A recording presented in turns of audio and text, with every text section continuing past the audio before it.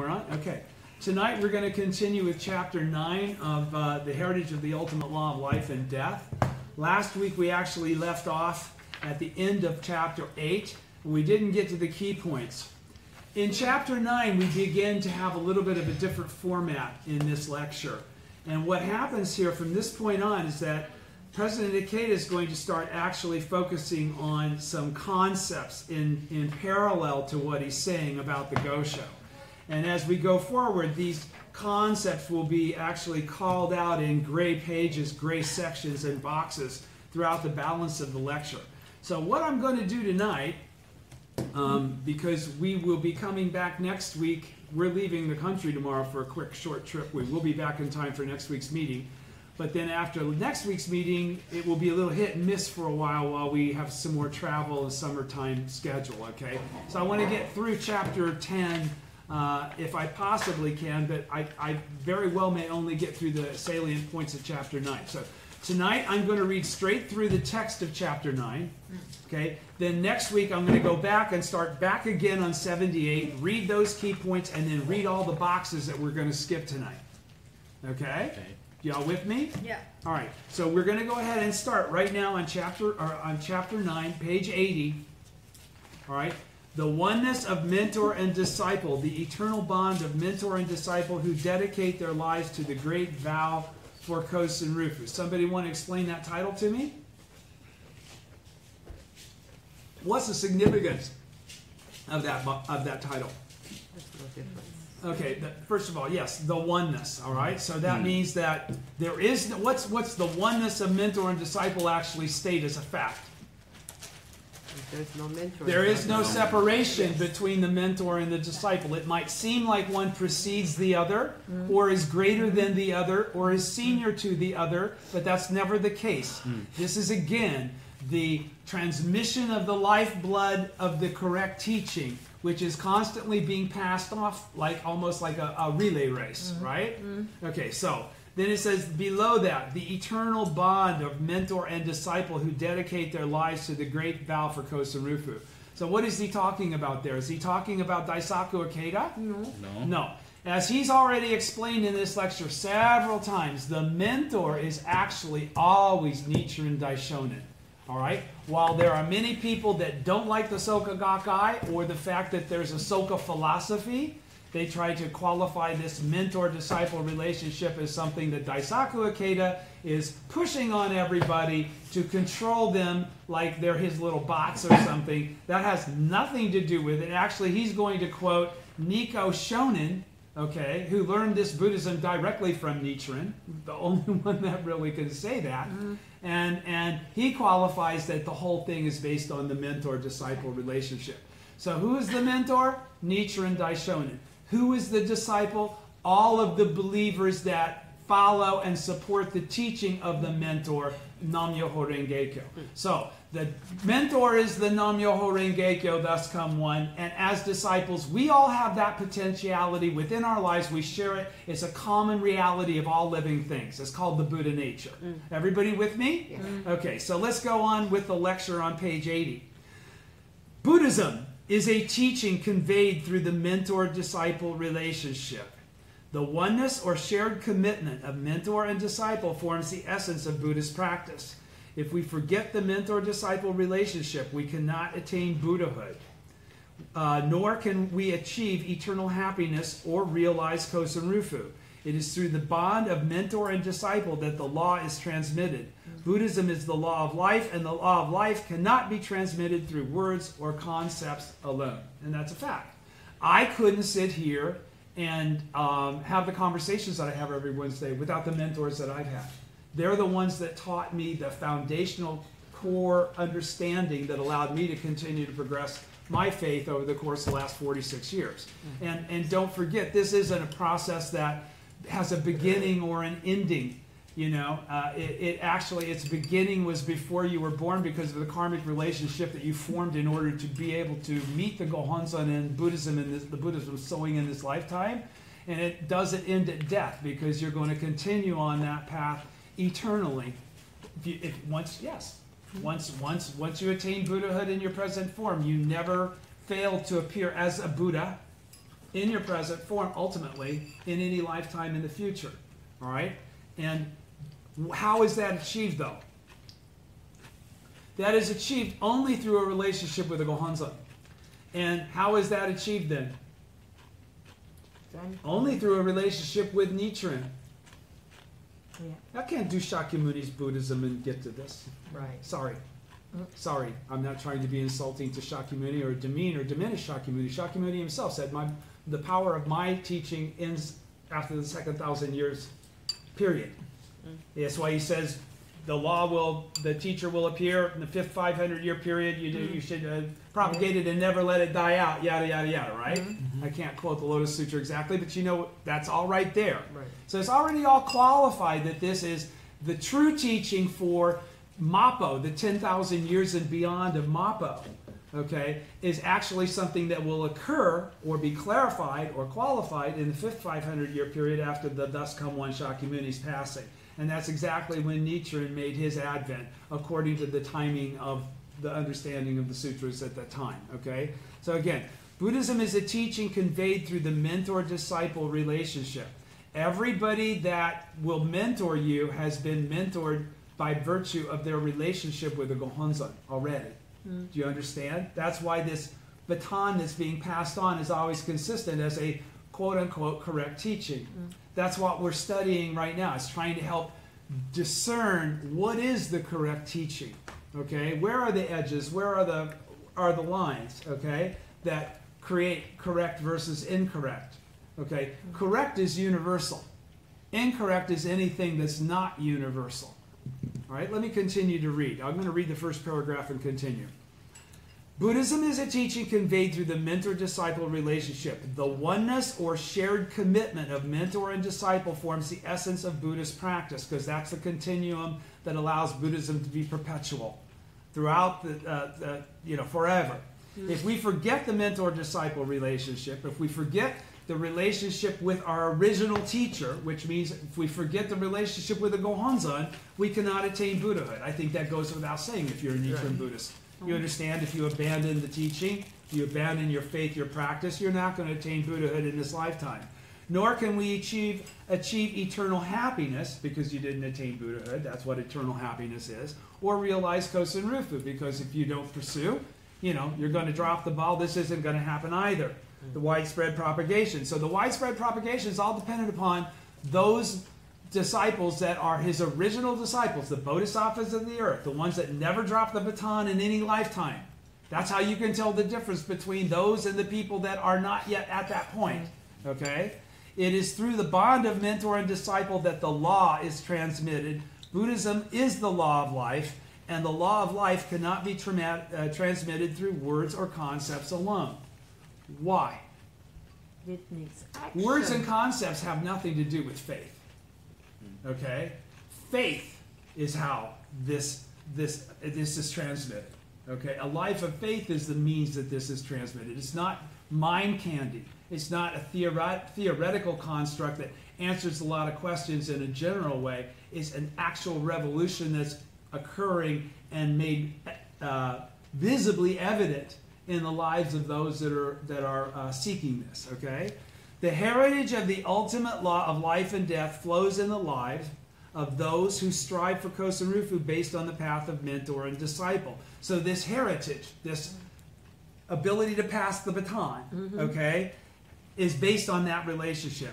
Please remember, he says, without the mentor-disciple relationship, the flow of this heritage will be cut off. So he's really emphasizing the importance of this as it relates to our daily practice and the function of us as bodhisattvas of the earth in the latter day. Okay? That's why you're here. Right? Ultimately. Okay? So, going to the Gosho itself. The wish of the mentor is the great wish for Kosen Rufu, widespread propagation of the correct teaching, Nam-myoho Renge-kyo. The Gosho says, Nichiren has been trying to awaken all the people of Japan to faith in the Lotus Sutra so they too can share the heritage and attain Buddhahood. So he says, they too, just like me. So he's qualifying, I am. But instead, they have persecuted me in various ways and finally had me banished to this island of Sado.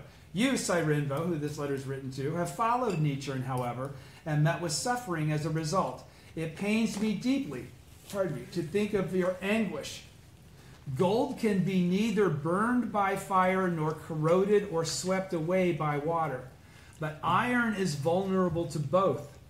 A worthy person is like gold, a fool like iron. You are like pure gold because you embrace the gold of the Lotus Sutra. The sutra states, just as among all mountains, Mount Sumeru is foremost, so this Lotus Sutra is likewise. It also states, the good fortune you gain thereby cannot be burned by fire or washed away by water. It must be ties of karma from the distant past that have destined you to become my disciple at a time like this. Shakyamuni and many treasures certainly realized this truth. The sutra's statement, those persons who had heard the law dwelled here and there in various Buddha lands, constantly reborn in company with their teachers, cannot be false in any way. All right, from the Gosho on page 217. He continues, at the beginning of the section we are studying in this installment, Nichiren Daishonin reveals the spirit of the mentor in the mentor-disciple relationship in Buddhism. He writes, Nichiren has been trying to awaken all the people of Japan to faith in the Lotus Sutra so that they too can share the heritage and attain Buddhahood. This passage can be read as expressing the fundamental spirit of the Buddha of the latter day of the law, which pervades Nichiren's life of momentous struggle for Kosen Rufu. What does it also reflect, though? What does that statement also pertain to? Nichiren saying it. Who else would this statement be applicable to? Fill in any name. Has been trying to awaken all the people of, it's not just Japan, wherever you are, to faith in the Lotus Sutra so that they too can share in the heritage and attain Buddhahood. Okay? What's the fundamental spirit? Is it Nichiren's fundamental spirit?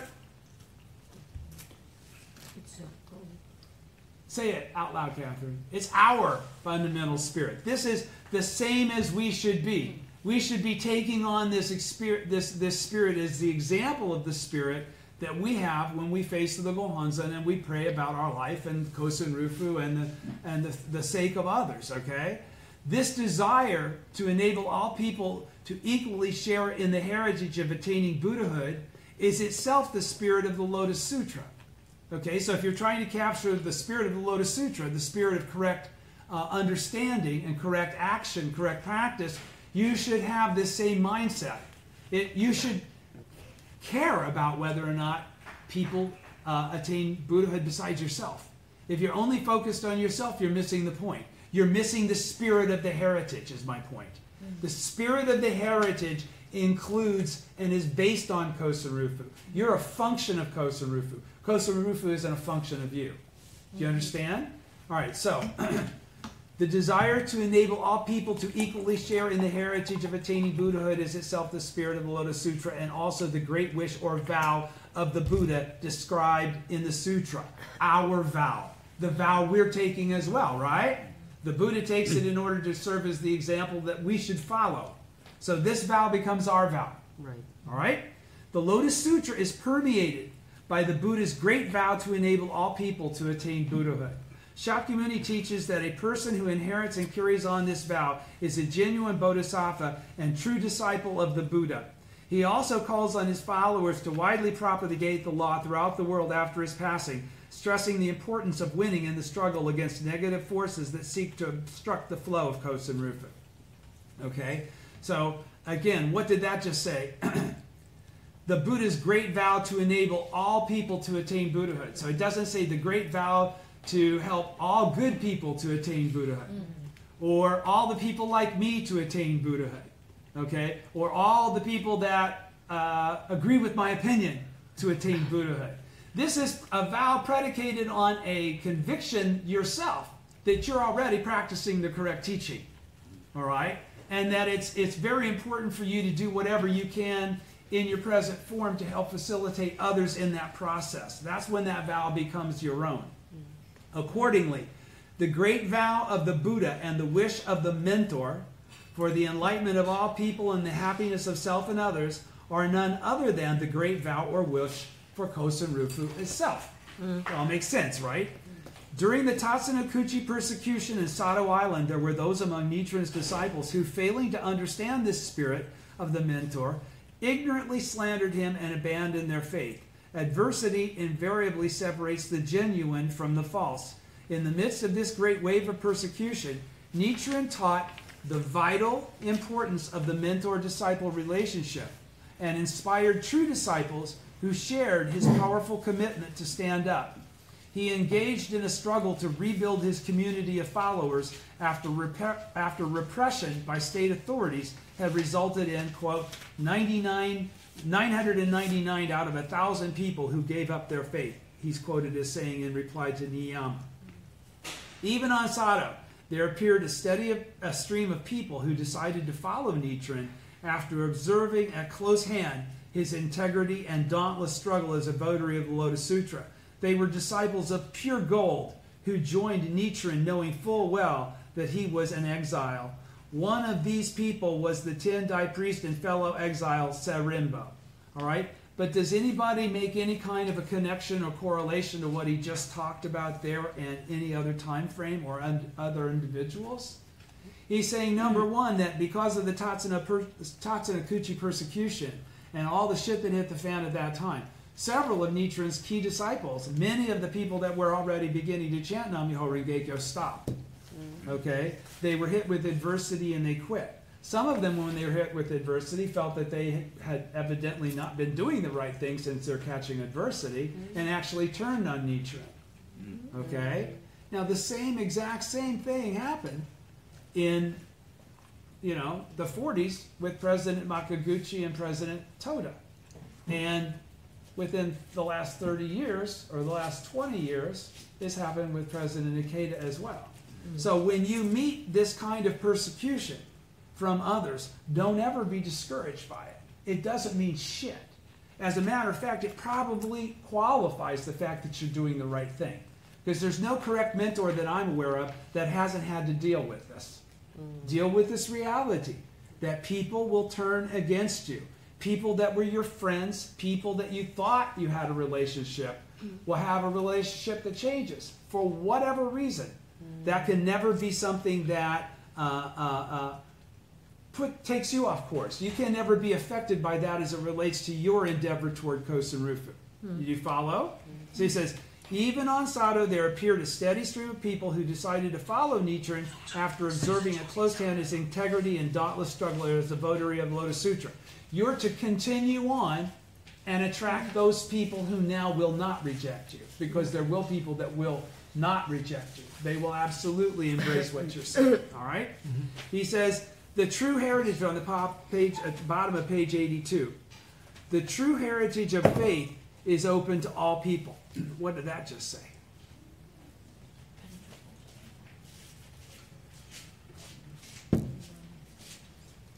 That he confined it to the Soka. Again, as I said to you before we got on camera, he hasn't mentioned the Soka Gakkai yet, has he? And he's talking about this attitude. What's this title say then? He says the true heritage of faith is open to all people. Okay, so he doesn't qualify it based on a membership or a special relationship with him or anything else. He says every single living human being has the capacity to participate in this process. Okay? Just as Nichiren did. Said the same thing. He says, when considering Nichiren Daishonen's wish to enable all people to share the heritage for attaining Buddhahood, the most crucial point is that the heritage of Buddhism is open to all. The most critical point is that the heritage of Buddhism is open to all. So any sect that has any particular little gobbledygook that excludes is in conflict with his statement here. Right. Now, I can't qualify the Soka Gakkai in every country in the world, but I can say that anywhere that you might see some sort of a discrimination, Daisaku Ikeda is saying that's incorrect. Okay? This universally accessible nature, what's universally mean? It means there's nothing that it doesn't pertain to. All right? This universally accessible nature of the heritage is so important that it simply cannot be emphasized too strongly. When it is correctly understood, so what did he just say there? to correct. There are some people that probably don't understand it correctly. If he's got to qualify when correctly understood, that means there's a way to perceive it that's incorrect. All right? Which means my team, your team. This goes back to what I was talking about last week. He says, when it is correctly understood, Buddhism can serve as a humanistic and universal religion. When it is not, Buddhism can become narrow and authoritarian. And when it does that, it's deviating from the original spirit of the Buddha. Yes. Okay, y'all with me? Yes. It seems to me like he's getting in a lot of people's face right now without calling them out specifically. All right? Reflect on this with Daimoku, though, not with your mind. Okay? Since this writing is a reply concerning the heritage of the ultimate law of life and death, we can surmise that its recipient, Sairimbo, may have questioned the way the heritage was understood in the Japanese Tendai school of the day. In another writing by Nietzsche entitled Establishing the Correct Method of Contemplation, we learn that the high-ranking priests of the Tendai school cloaked the transmission of the heritage in mystery, used it as a means to enhance their own or their school's authority, or treat it as something to be bought and sold for large sums of money. In this way, the transmission of this heritage itself became a source of corruption and decadence. Okay, and so let me flip to 2 because this is important. Nichiren Daishonin, this is to the footnote. That's on page 95.2. Nichiren Daishonin, the scholars of the Tendai school at the present time, this is from that Gosho. I was going to pull this Gosho out and read the whole thing to you. I can just read the part that's important.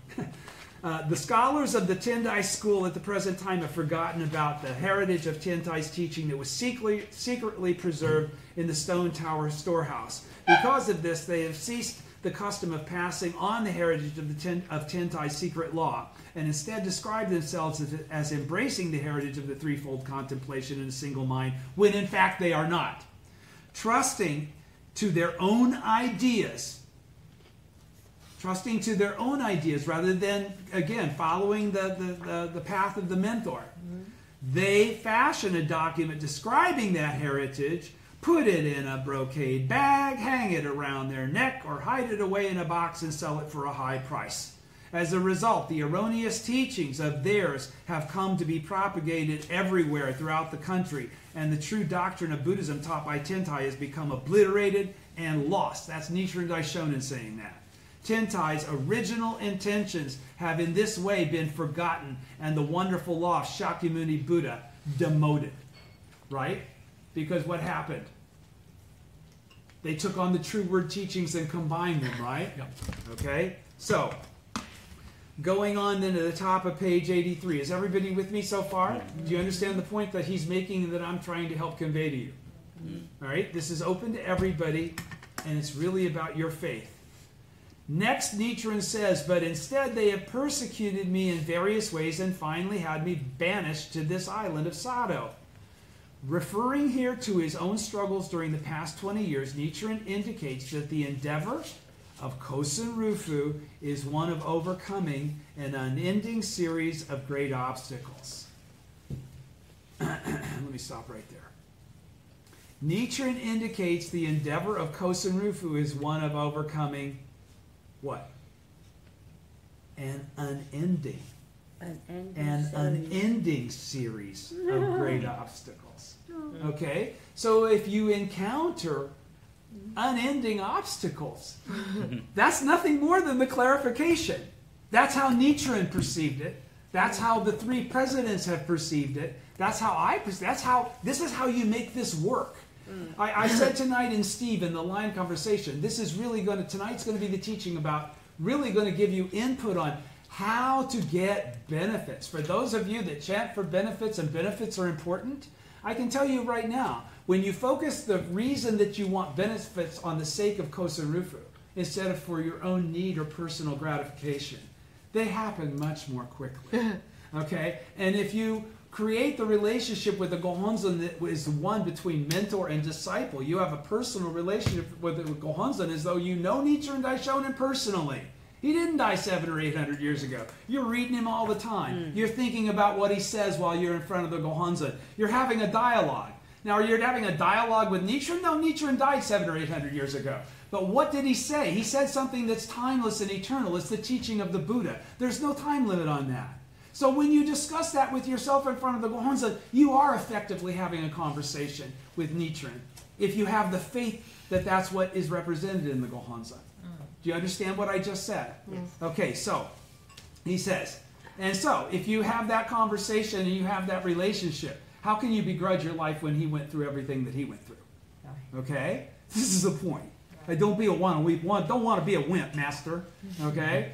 Nichiren indicates that the endeavor of Kosen Rufu is one of overcoming an unending series of great obstacles. Now that's not a bummer, because what's the key word here? Is it great obstacles? No. What is Unending. it? Huh? Unending. Unending is not even the issue. No? Nope. Yes, what'd you say? Overcoming. Baby, because we beat them all. This unending, impossible stream of difficulties, we mitigate, we validate, we are Buddhas. You got to be a badass to do that. Frankly speaking. But the Gohonzon empowers you to be that kind of a badass. The spirit of mentor in the mentor-disciple relationship in Buddhism, as I mentioned earlier, is the great wish for Kosen Rufu. Here we can also see Nichiren's willingness to undergo repeated persecution for his cause as the essence of the mentor's conduct, which is taking action without begrudging one's life. So what's that say? So when we get hit with the unending stream, we never cop a bad attitude. We're never pissed off or disappointed or feeling short-sheeted. Right now. It's difficult. Right. Yes. Because we don't begrudge our lives. Right? What is that? How does he equate this? I'm going to say it a minute ago. When one does not begrudge one's life for the sake of the law, okay, what does he equate that to? He says it's like exchanging rocks for gold or shit for rice. That's pretty graphic. It was originally translated as dung, and then they translated it to filth, but they're talking about poo-poo. Okay, so the Daishonin even put it in that graphic of a predication to help you understand it's that extreme. This is like exchange, because this is eternal Buddhahood you're striving for. This is the attitude that gets you to the end of your life with your faith intact so that you can die in birth and death in the realm of Buddhahood. This is what starts the whole process if it hasn't already been started and reflected in this lifetime. Do you follow? Yeah. Okay. The sutra states that if one propagates the correct teaching in the evil age of the latter day of the law, when people's lives are defiled by the 5 impurities, such as we are, one is certain to encounter great, even life-threatening persecution. Not just difficulties, persecution. That means people are against you. All right? So, when people are against you, that's not like any indication that you're wrong or they're a terrible person. I mean, it could, but it doesn't necessarily at all, because they did those same things to Nichiren. They did those same things to Shakyamuni. They did those same things to Tiantai. They did those same things to Myola. They did those same things to Dingyo. They did those same things to every single person that is actually the shining example of what we're trying to achieve. Not a single one of them didn't have to go through that trial. Because what is the purpose of their making their advent and being alive in this Sahe world in the first place? Why do we make our advent? You too, you did it for the same exact reason. To be the living example of what it is to be the Buddha in your present form. It's not theoretical. Okay? It's real. Okay? So, one is certain to encounter great, even life-threatening persecution. However, as indicated by the statement, because this is the way a Buddha looks at this, I rejoiced, saying that I had long expected it to come to this. Nichiren relished obstacles, confronting them head-on and calmly triumphing over them. His whole life was characterized by a dauntless spirit. The simple manner in which he says, but instead they have persecuted me in various ways and finally had me banished to this island, are a reflection of his serene state of being, which derived from living based on the law and not begrudging his life. He read what the sutra said, cool, this is exactly what it said would happen to me. Good, I'm on the right path. It was a state of life, a state of being overflowing with the heart of the Lion King. What's the heart of the Lion King? It's the knowledge, not just the conviction, it's the knowledge that you cannot be defeated. It's the mind of the Buddha. Okay? That's the heart of the Lion King, unswayed by even the harshest persecution. Because it's rocks for gold, poop for rice. A person of pure gold upholds the Lotus Sutra, even in the face of great obstacles. Thus, in this writing, Nichiren Daishonin clarifies that the spirit and conduct of the mentor in the struggle for Kosen Rufu in the latter day of the law consist of the following: the great vow for Kosen Rufu to enable all people to attain enlightenment, and the selfless action to triumph over one great obstacle after another. If you're going to be the Buddha, get ready. Nichiren then observes, you, Sairenbo, have followed Nichiren, however, and met with suffering as a result. This fact, Nichiren says, qualifies Sairenbo as a person of pure gold. In praising Sairenbo for being such a dedicated disciple, Nichiren teaches that the all-important heritage in Buddhism flows in the lives of those who practice in the same spirit as the mentor, not begrudging their life, viewing this process of difficult struggle as one that will always, always be overcome. And because you got to show the proof of actual fact. If you don't defeat this shit, how are you proving the validity of the power of your faith and the practice that you're trying to get others to emulate? Right. Right? True. Yeah. Right. So the point is that Nichiren teaches the all-important heritage in Buddhism, that the all-important heritage in Buddhism flows in the lives of those who practice in the same spirit as the mentor. So when he says that, is he talking about Daisaku Ikeda? No, he's talking about Nichiren Daishonin. And we know that Nichiren Daishonin was willing to go to Tatsunokuchi and say, hey, do your worst. You think you can cut my head off? Do it. Go for it. All right? They were never able to off him. Nothing is known, continuing on page 83, nothing is known to the specific persecutions that befell Sairenbo. But Nichiren's disciples on Sado obviously suffered various kinds of harassment and discrimination. It is not difficult to imagine that among the villainous individuals that sought to kill Nichiren, there were those who also attacked his followers. Right? Skip the gray boxes. Top of page 85. In describing the hardships faced by Abutsubo and his wife, he says, I don't have specific circumstances that I can point to about what Sairenbo went through, but let's take Abutsubo and Shinichiyama since they were on Sado also. He says, to give you an example of what the followers that followed him from Sado had gone through. In describing the hardships faced by Abutsubo and his wife, the lay nun Shinichi, he also his followers on Sado, Nichiren writes, every single steward and Nembutsu believer worthy of the name kept strict watch on my hut kept strict watch on my hut day and night, determined to prevent anyone from communicating with me. Never in any lifetime will I forget how in those circumstances, you, Shinichi, with Abutsubo carrying a wooden container of food on his back, came in the night, again and again, to bring me aid. Because of your support for me, you were driven from your land, fined, and had your house taken from you. Wow. Whoa. How did that affect their faith? Did they get bummed out and quit practicing? No. No. What did Abutsubo do then? Later.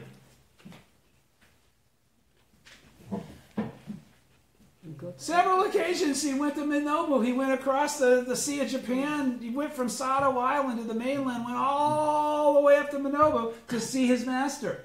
Okay? So he never was affected by any of this adversity. All right? He says, with regard to Sairenbo encountering persecution on account of his having become Nichiren's disciple, Nichiren writes, it pains me deeply to think of your anguish And he lauds Cyrinbo as a person of pure gold because the latter persisted in following Nichiren through thick and thin without being defeated by difficulty along the way. Now what does he say? That's talking about Cyrinbo again. But what did he say about Abutsubo then? Abutsubo attained Buddhahood through this process. Okay, validated that he was the Buddha through that process. Further, Nichiren clearly indicates that Cyrinbo is a person of pure gold because he embraces the gold of the Lotus Sutra. Embracing the Lotus Sutra specifically means internalizing the great vow of the mentor who has dedicated his life as a votary of the Lotus Sutra and even in times of adversity maintaining the same resolute and selfless faith as the mentor. Okay? But I want to clarify again, when we talk about embracing the Lotus Sutra, what are we talking about? We talking about picking up the 28 chapter Lotus Sutra and studying it, Buddhism Harvest, and all the stuff that's in there? No. We're talking about Nam-myoho Renge-kyo. We're talking about the Buddhism of sowing. All right? Even in times of adversity, maintaining the same resolute and selfless faith as the mentor, as Nichiren. So obviously we're talking about Nam-myoho Renge-kyo here. In other words, a person of pure gold is another name for a person of selfless dedication to the law. Nam-myoho Renge-kyo. Such people are to be exalted, as Nichiren indicates. If the law that one embraces is supreme, then the person who embraces it must accordingly be foremost among all others. Those who base themselves on the highest principles or truth will not be deceived by surface phenomena or swayed by anything, not even hands going up. They are always able to discern the underlying essence. By contrast, foolish people who lack solid guiding principles will always be confused and readily defeated by hardships or obstacles, even to their own understanding. They base themselves on their own foolish minds, which is what we should try not to do. That's why I'm encouraging you to chant Daimoku, because that's the one time when you're thinking that you can really pretty much be assured it's not a foolish mind, no matter what state you're in. If you're in front of the Gohonzon, you have activated your Buddha nature. Now, you may not be utilizing it to the full extent, but there's no such thing as wasted Daimoku. If you'll make that cause, you'll be closer and closer and closer to getting what I'm talking about when you are chanting in front of the Gohonzon. You can't just sit down and suddenly snap your fingers and be in that 10th world. Okay? Okay? So, Cyrinbo most certainly had a deep recognition that the Lotus Sutra was the Buddha's highest teaching. Moreover, his unwavering resolve and readiness to follow Nichiren made him a disciple of pure gold.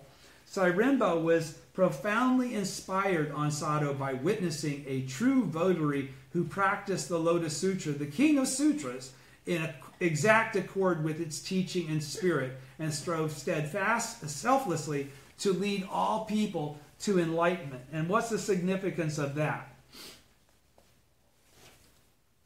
The point here is that, again, when I talked a minute ago about the 28 chapter Lotus Sutra, and I'm done saying it's really Nichiren, again, I'm not dissing the 28 chapter Lotus Sutra. It's the predication that the Buddha of the sowing is founded upon for the latter day of the law. Okay? But when we're practicing the Buddhism sowing, that is actually practicing the Lotus Sutra in the latter day of the law. Okay? So he's saying, because you can't attain Buddhahood in the latter day through the 28 chapter Lotus Sutra, according to Nichiren Daishonin. All right? So, if you're selflessly to lead all people to enlightenment, you've got to be leading them to Nam-myoho Renge-kyo. This is my point. This is expressed in Cyrinbo's own words, in which Nichiren shares. In your letter, you mentioned that you became a disciple of mine and pledged to follow me at the beginning of the second month, and that from now on, though you may not measure up to others, you would be most pleased and honored if I would continue to count you among my disciples.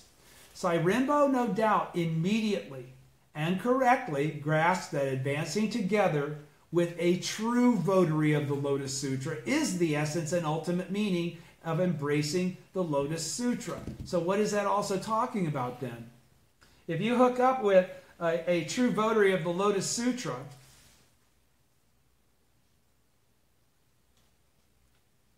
What's happened? You've encountered a mentor. Okay? You've encountered a mentor because the Lotus Sutra can't be expressed through words or something else alone, right? Through, where is it? I can't find it, but you know what I just said. Words or deeds alone, something like that. In other words, okay, where am I? Yeah, in other words? All right, in other words, a person of pure gold is another name for a person of selfless dedication to law. No. Such people are to be exalted as Nietzsche. Okay, no, here it is. Right, sorry. Bottom of page 86. Let me start at the end of that last paragraph again. Sairembo was profoundly inspired on Sado by witnessing a true votary who had practiced the Lotus Sutra, the King of the Sutras, in exact accord with its teachings, the spirit, and strove selflessly to lead all people to enlightenment. This is expressed in Sairembo's own words, and I've already read those. Okay, I'm sorry. Sairembo, no doubt, immediately and correctly grasped that advancing together with the true votary of the Lotus Sutra is the essence and ultimate meaning of embracing the Lotus Sutra. That's what the mentor-disciple relationship, what I was trying to qualify, that's revealing. That is probably why he unhesitatingly chose the course of enduring persecution together with Nichiren. That's also a mentor-disciple relationship. Nichiren next cites two passages from the Former Affairs of the Bodhisattva Medicine King chapter of the Lotus Sutra. This is to illustrate the true life state of those who embrace the Lotus Sutra. The first passage concerns the Lotus Sutra or the law which they embrace, just as among all mountains Mount Sumeru is foremost, so this Lotus Sutra is likewise. Just as Mount Sumeru towers at the center of the world, so the Lotus Sutra is the supreme and unsurpassed law. But again, the Lotus Sutra is Nam-myoho Renge-kyo in the latter day. The second passage concerns the indomitable state of life attained by those who embrace the law. Is everybody with me? Yes. Okay. The good fortune you gain thereby cannot be burned by fire or washed away by water, because those who embrace the mystic law can bring forth the infinite power of Buddhahood within their lives. They can triumph over all without being defeated by hardship or suffering. To embrace the Lotus Sutra is to feel deep joy in living as a person of wisdom, a person of pure gold.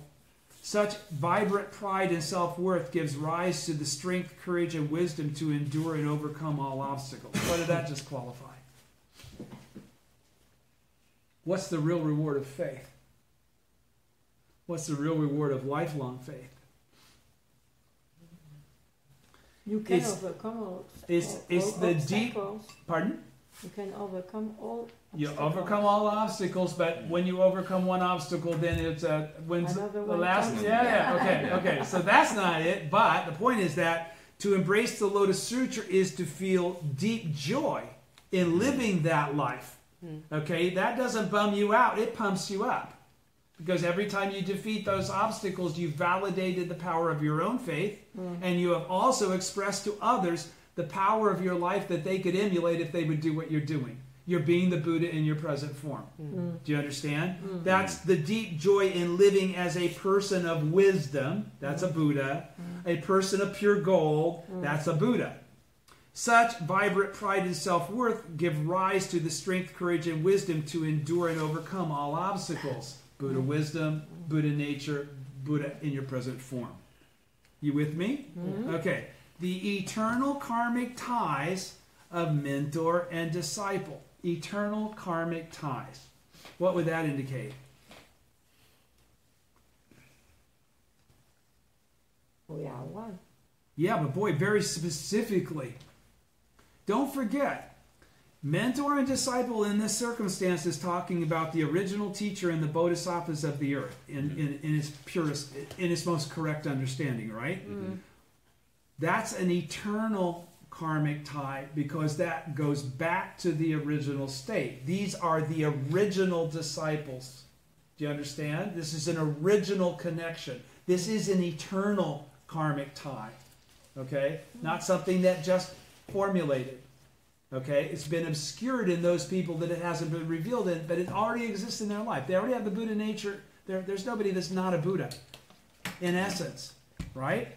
Nichiren Daishonin also tells Sairembo of the profound karmic ties they share as mentor and disciple. It must be ties of karma from the distant past that have destined you to become my disciple at a time like this.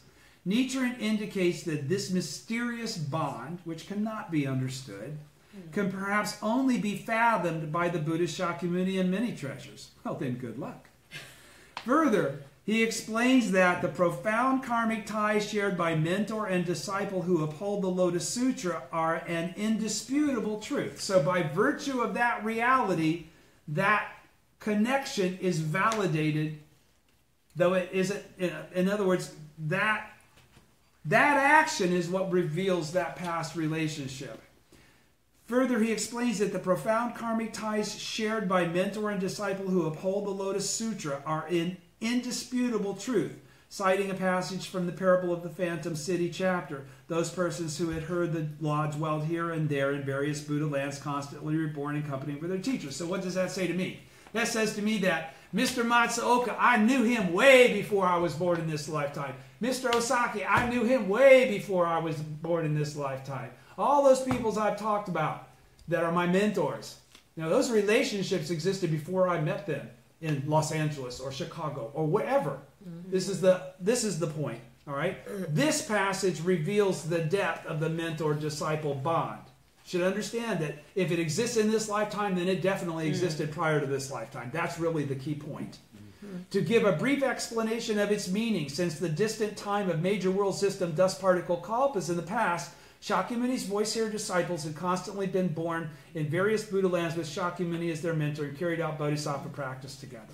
The important point here is that Shakyamuni's voice-hearer disciples in the Lotus Sutra were actually bodhisattvas who had undertaken bodhisattva practice in past lifetimes. Now, you do understand there's the difference between a voice-hearer and a bodhisattva, right? Mm-hmm. Okay, so he's saying that those voice-hearers suddenly realized that they had been bodhisattvas in past lifetimes.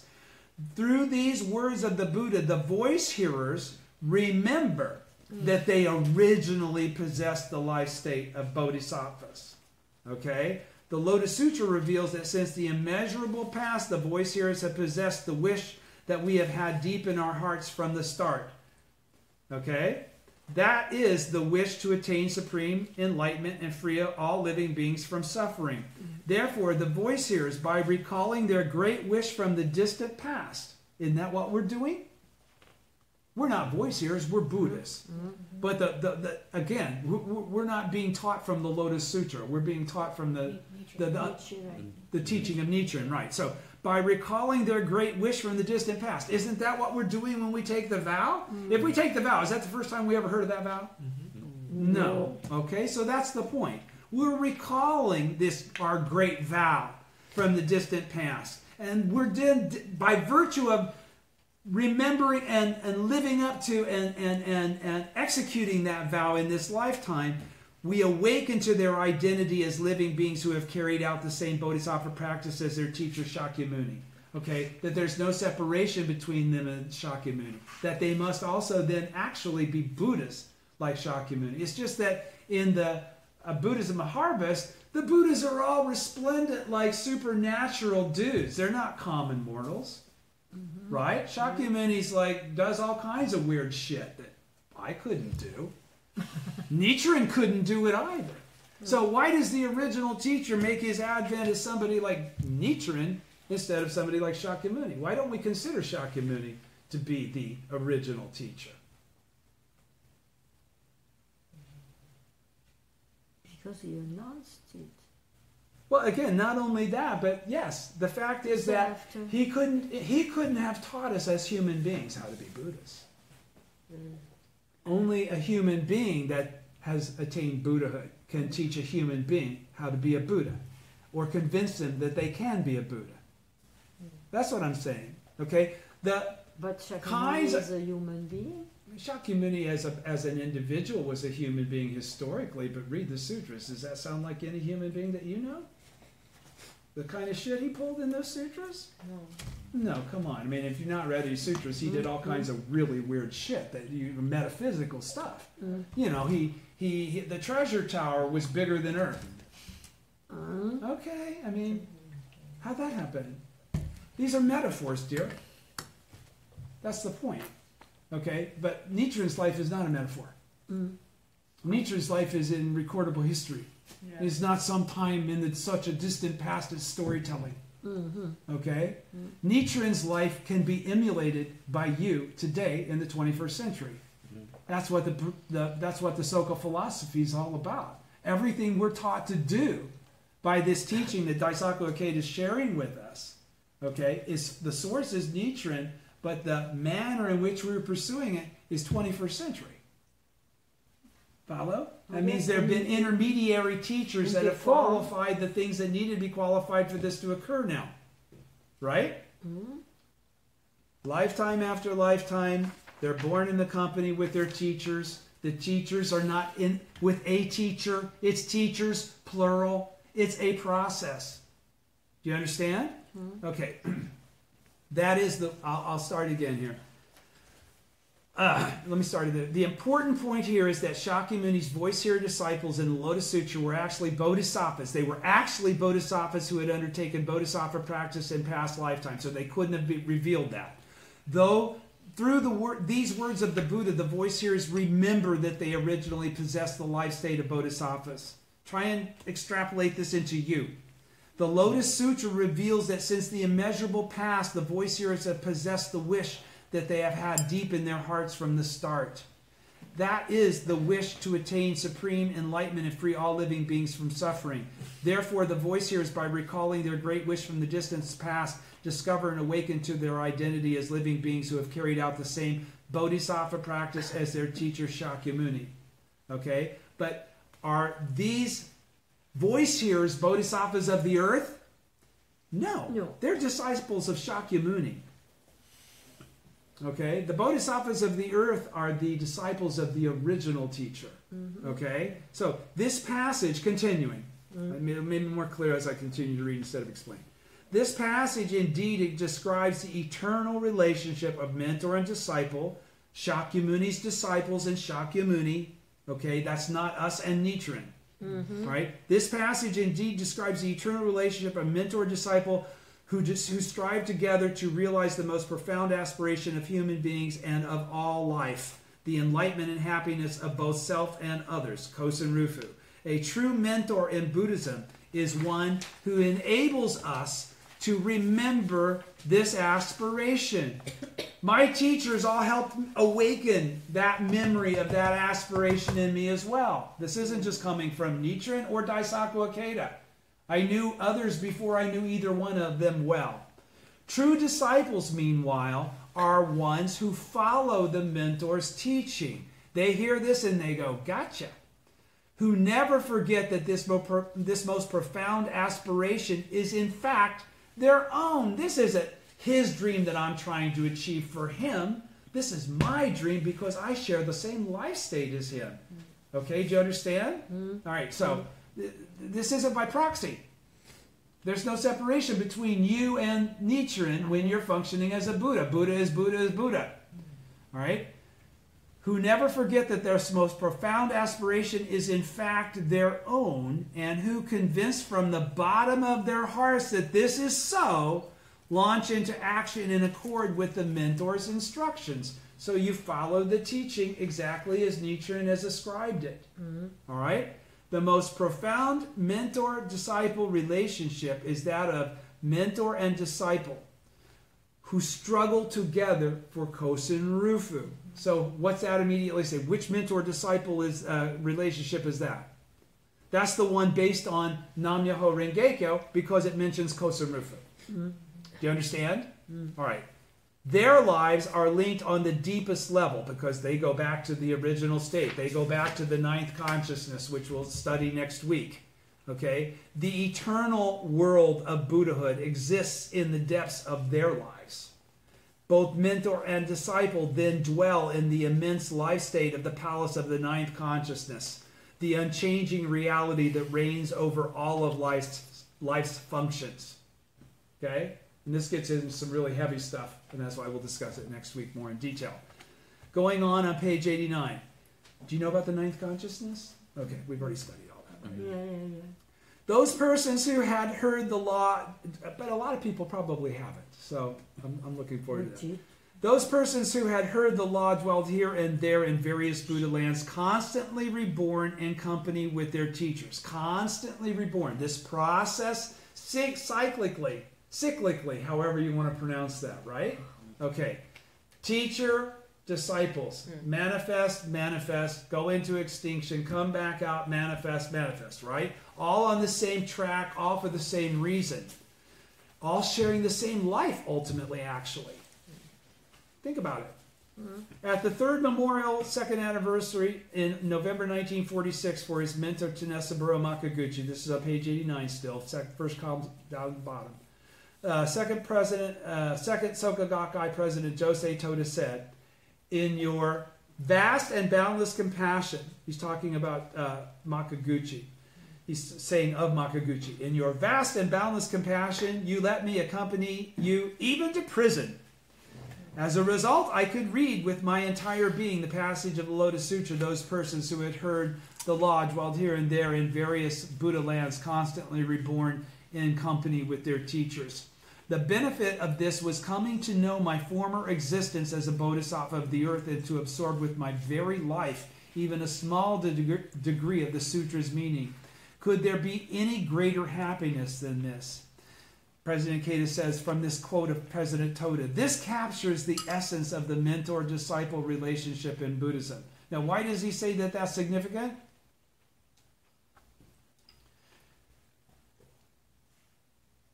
Was President Toda the only one that was put in jail at the same time that President Makaguchi was put in jail?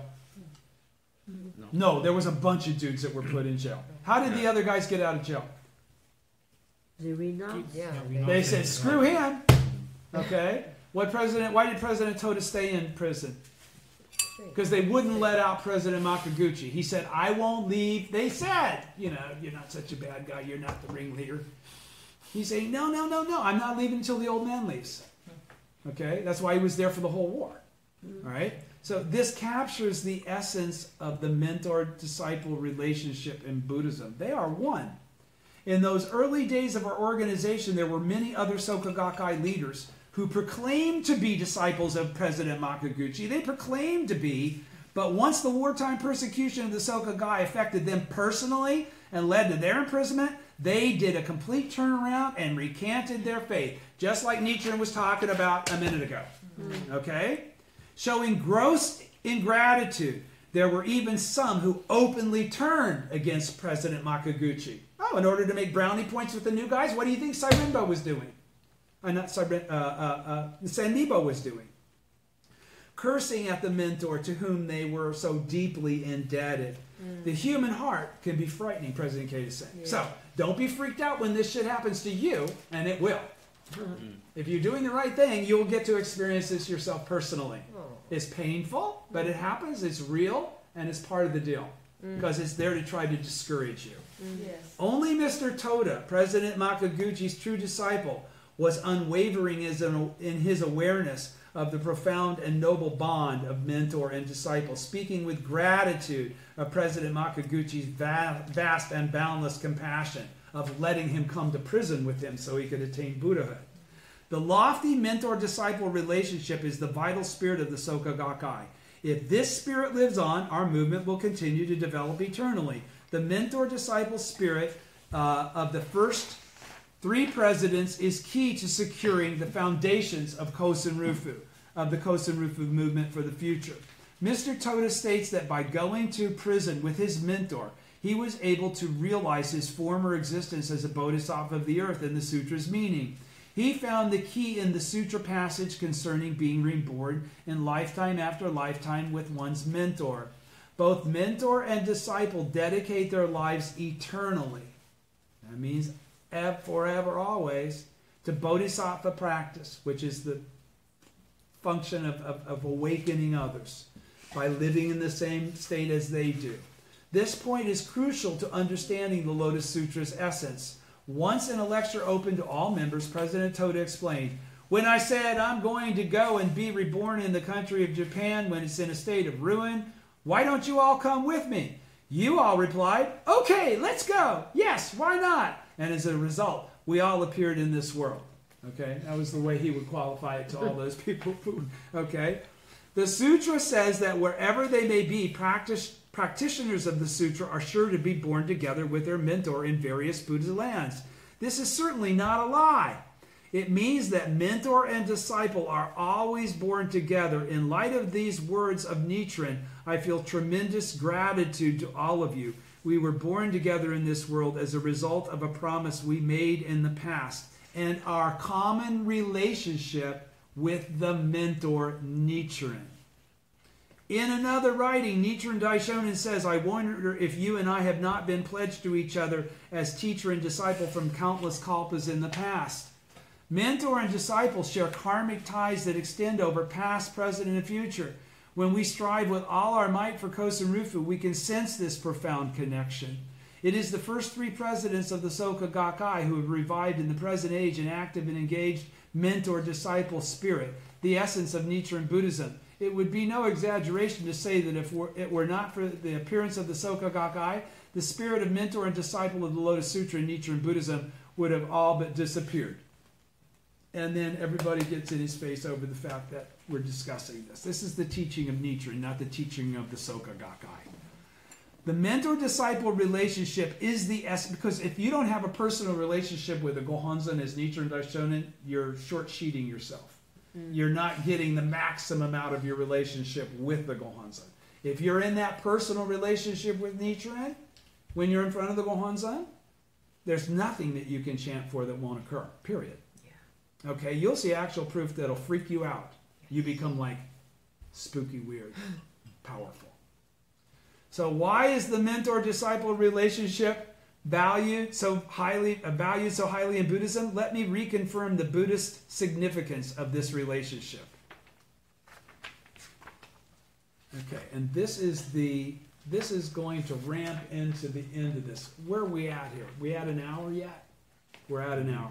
Okay, so I'm going to stop here so that I don't keep having every single one of these go like an hour and 20 minutes. And we'll go ahead and take the rest of this chapter up, because it's now we're going to talk about very specifically what we're winding into to the end, okay?